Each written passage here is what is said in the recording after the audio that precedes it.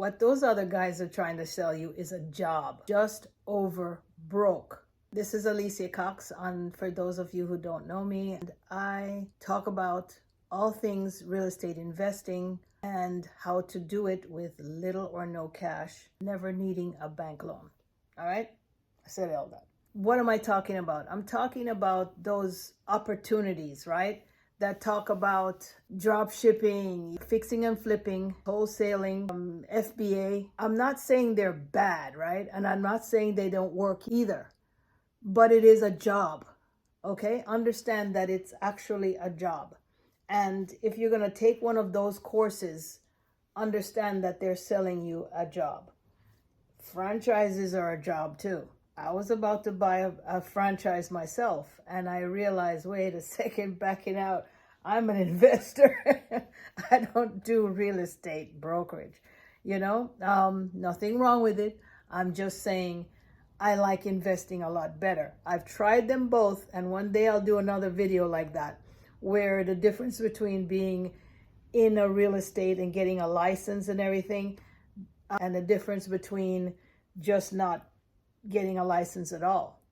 I have done both, and I can tell you investing is way, way better, and make a lot more money too. Okay, so you're in the right place. So what am I talking about? Those jobs that you get to do. So why would you want to leave your job, especially if you have a good job, right? So you can do another job, because pretty soon you're going to find out that the drop shipping or whatever it is you're doing, even fix and flip, it's a job. And you constantly have to make the sales in order to make the money. You see what I'm saying? So what we do is we practice true wealth, right? We acquire properties, and the truest wealth is we're just gonna let somebody else pay down the mortgage, whatever is on that property, and we're gonna let them pay us every month. That is true investing, and that is true wealth. That's how you build wealth. So I know that there's lots of books written on, creating passive income.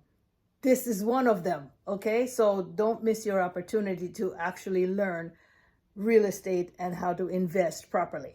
So I'm saying that those other guys really are selling you a job. Just know that. Because when you do a quick flip deal, well, it's not really quick sometimes, right? You're actually turning that property over. So you did a lot of work. You did so much work to actually acquire the property, or maybe you paid a realtor to do that, right? And so now you're going to just turn around and just give it to somebody else so that they can make a lot of money. That's in the case of a wholesaler. And for those people who are fix and flippers, you're going to do a lot of work. And it's a variable. You don't know what's behind those walls. Been there, done that. Because here's what happens. You buy a property, right? And it looks good. It's in the right neighborhood. You did your homework. But nobody really knows, too much, right? I mean, as far as the property itself. So now they told you, maybe you estimated, maybe it's going to be about $20,000 to do the repairs. So you and your contractors head on the site, cleaned it out, everything looks good. I'm going to do this and I'm going to do that and I'm going to change the floors and I'm going to paint and it's going to be nice. And then you find out, you open a wall because you were going to change the kitchen, right? And you find out that this load-bearing wall is crumbling. You have to fix things. Or you open the wall and you find that there's more than just, sheetrock there, right? You know what I mean? And so now all of a sudden you have to get some permits and you have to tent the house or whatever you got to do. And it's a hazard or blah, blah, and it's going to slow you down. A lot of things can happen and slows you down. And all of a sudden that mortgage payment that you used to buy the house, like the hard money loan you got, your money in there and the hard money guy in there and gave you a year to fix the house and then flip it. and you're thinking, oh my God, it's 6 months and I have to make another payment again, and this thing isn't done and that thing isn't done. It can get rough. Sometimes that doesn't happen, right? Sometimes it's just in and out, and then you put it back on the market and then you make your money.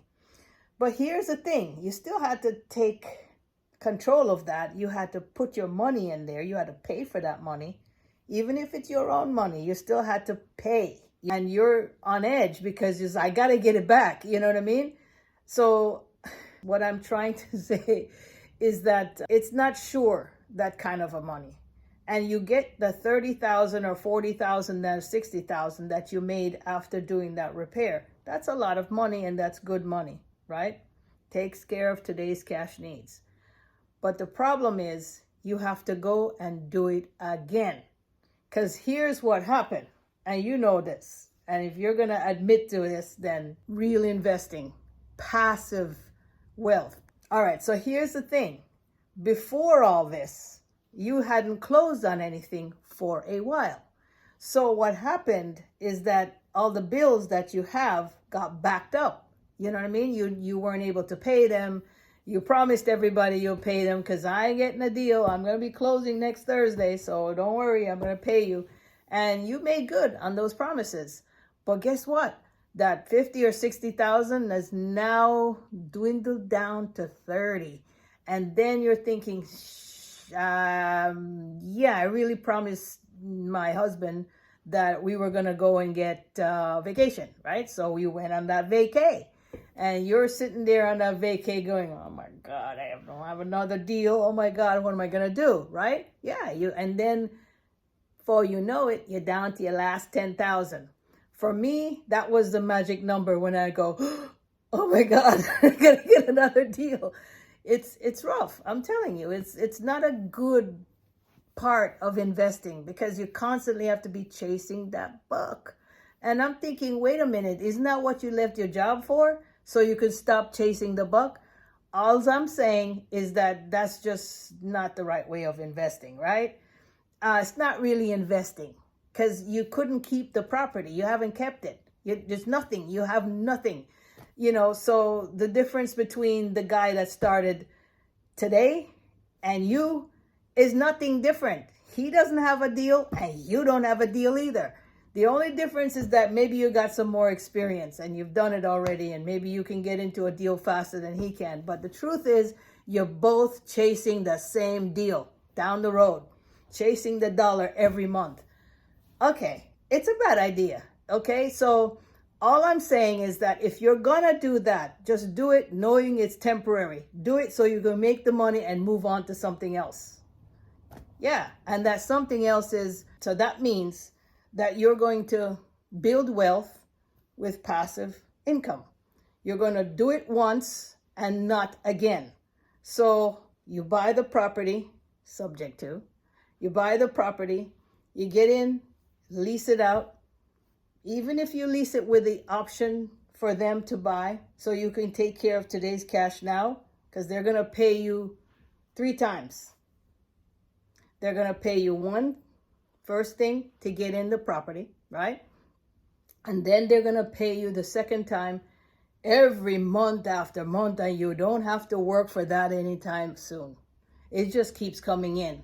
And whenever they decide to buy 3 years, 5 years, 10 years, you're just banking that money and they're just paying down that mortgage for you, the one you took over subject to. You didn't have to get, right? How cool is that? And then when you finally get cashed out, you're going to get cashed out with a big chunk. So you've got 3 chunks, or 2 chunks and one little one every month. So your monthly payments could be, extra payment could be $200 per month. I don't know, for some people that's a nice amount to car payment. But add up to others, how many houses did you get? How many houses can you buy with no money? So then you're talking about maybe $400, $500 per house every month. That could add up to a lot of money per month. That's mailbox money. You do not have to work for that every day. And the way that us investors do it, people that I know, that I teach and I like and I love, they don't do it where they have to go over there with handle tenants and toilets kind of thing with the plunger and be the landlord. No, none of that, right? Somebody else does all that, if at all. But you collect your money the same amount every month. Predictable cash. That's what you want, my friend. So think carefully about the kind of opportunity that you're going to buy. You're going to buy a franchise, you're buying a job. You're going to, get into drop shipping, that's a job. Yeah, it's a job. I'm just saying it's a job. So the true wealth is passive income, passive wealth. Yeah, okay, so you do them, right? So you're going to do some of these quick flips and you're going to do some wholesaling. You're going to do some, fix and flips and all that. Put lipstick on it and sell it kind of thing. You're going to do them to build up your confidence, probably, and build up. I still can't get into it. Why would you want to do that? Don't. Because the truth is, you don't need that to practice so you can get into creative real estate investing. No, you just get in. That's it. You learn how and you get in. How? Okay, we take over properties subject to the underlying mortgages. That's just one way of buying. But there's other ways of buying. You can even buy even on a owner financing. So I teach you all that. But what I'm trying to say today is that focus on passive income. Focus on true wealth. Enough said. I will see you next time.